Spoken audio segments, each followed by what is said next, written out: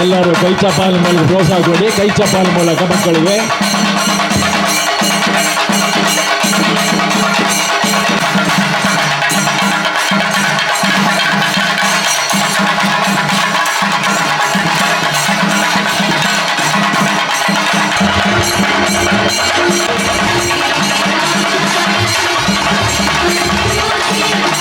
ಹಿರಿಯ ಪ್ರಾಥಮಿಕ ಶಾಲೆ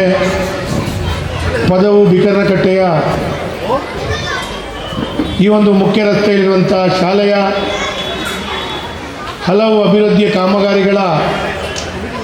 ಉದ್ಘಾಟನಾ ಸಮಾರಂಭದಲ್ಲಿ ಕಳೆದ ಒಂದು 5-6 ವರ್ಷಗಳ ಹಿಂದೆ ಈ ಶಾಲೆಯ ಒಟ್ಟು ಚಿತ್ರಣಗಳು ಹೇಗಿತ್ತು ಇವತ್ತು ಕಂಡಾಗ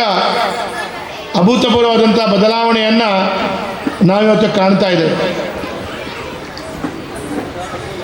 ಒಂದು ಮಕ್ಕಳಿಗೆ ಸುಂದರವಾದಂಥ ವಾತಾವರಣವನ್ನು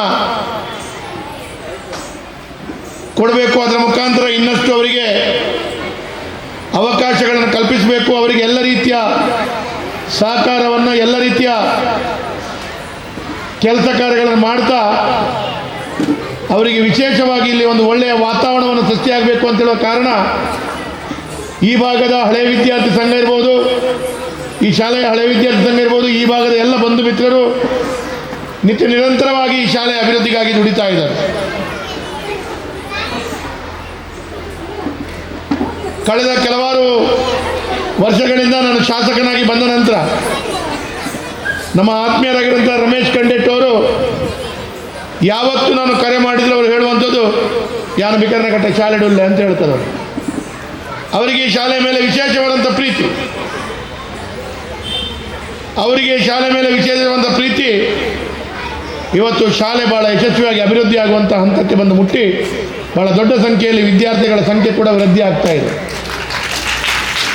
ಅದಕ್ಕೆ ಭಾಳ ದೊಡ್ಡ ರೀತಿಯಲ್ಲಿ ಸಹಕಾರ ಕೊಟ್ಟಂಥ ಅವರ ಹಳೆ ವಿದ್ಯಾರ್ಥಿ ಸಂಘದ ಎಲ್ಲ ಮಿತ್ರರು, ಅವರು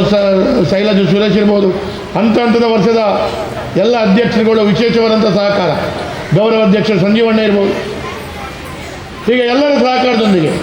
ಕೆಲವಾರು ಮುಖ್ಯೋಪಾಧ್ಯಾಯರು, ಅಧ್ಯಾಪಕರಿಂದ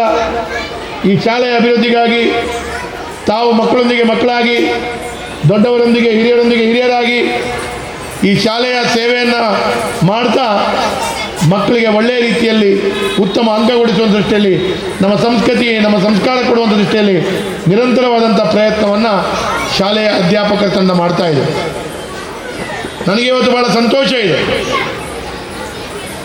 ಈ ಭಾಗದಲ್ಲಿ ನಮ್ಮ ಮಹಾನಗರ ಪಾಲಿಕೆ ಸದಸ್ಯರು ಬಂದ ನಂತರ, ಕಾವ್ಯ ನಟರಾಜ್ ಅವರು ಗೆದ್ದ ನಂತರ, ರಮೇಶ್ ಕಂಡೆಟ್ ಅವರ ನೇತೃತ್ವದಲ್ಲಿ ನಮ್ಮ ಶೈಲಜಾ ಸುರೇಶ್ ಅವರು, ಸಂಜೀವಣ್ಣ ಅವರು, ಅದೇ ರೀತಿ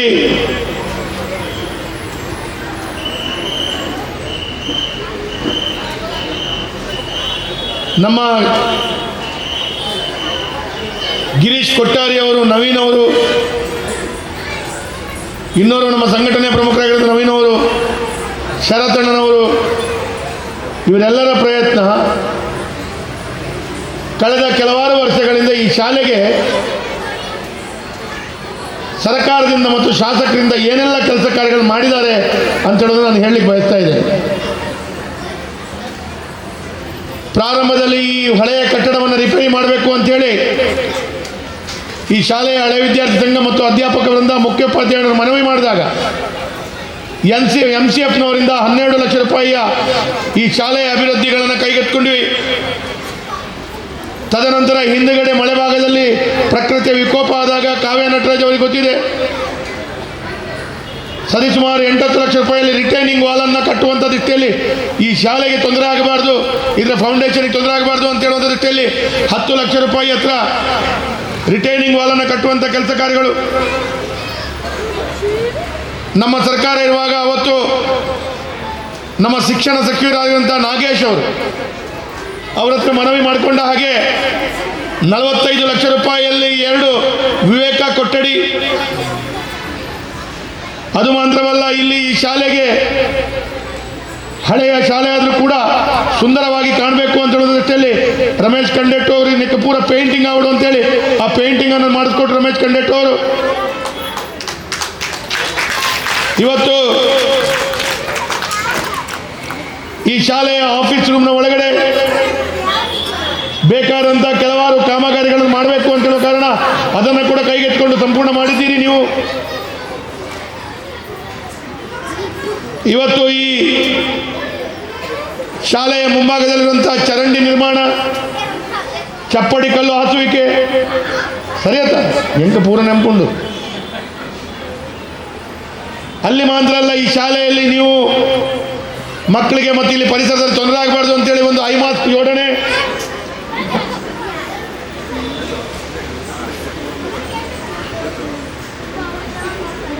ಕೊನೆಯದಾಗಿ ಇವತ್ತು ಈ ಶಾಲೆಯ ಮುಂದಿನ ದಿನಗಳಲ್ಲಿ ಪ್ರತಿ ವರ್ಷ ಈ ಶಾಲೆಗೆ ಬೇರೆ ಬೇರೆ ಕಾರ್ಯಕ್ರಮಗಳಾಗುವಾಗ ಇದಕ್ಕೊಂದು ವೇದಿಕೆ ಮಾಡಿ ಆ ವೇದಿಕೆಗೆ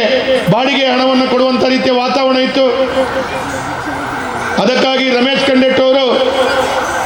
ಮಹಾನಗರ ಪಾಲಿಕೆ ನಾಮನಿರ್ದೇಶಕ ಮಹಾನಗರ ಪಾಲಿಕೆ ಸದಸ್ಯರಾದಾಗ ಅವರಿಗೆ ವಿಶೇಷವಾದಂಥ ಒಂದು ಅನುದಾನವನ್ನು ಜೋಡಿಸಿಕೊಂಡಂಥ ಆ ಅನುದಾನದಲ್ಲಿ 15 ಲಕ್ಷ ರೂಪಾಯಿ ಈ ಒಂದು ವೇದಿಕೆ ನಿರ್ಮಾಣ ಆಗಬೇಕು ಅಂತೇಳಿ ಅವರು ಅದರ ಕೂಡ ಕೆಲಸ ಕಾರ್ಯಗಳನ್ನು ಪ್ರಾರಂಭಿಸಿದರು. ಹೀಗೆ ಸರಿಸುಮಾರು ಈ ಶಾಲೆಯ ಅಭಿವೃದ್ಧಿಗೆ 1 ಕೋಟಿಗೂ ಹೆಚ್ಚಿನ ಅನುದಾನವನ್ನು ಜೋಡಿಸಿಕೊಳ್ಳುವಂಥ ಕೆಲಸ ಕಾರ್ಯಗಳಾಗಿದೆ.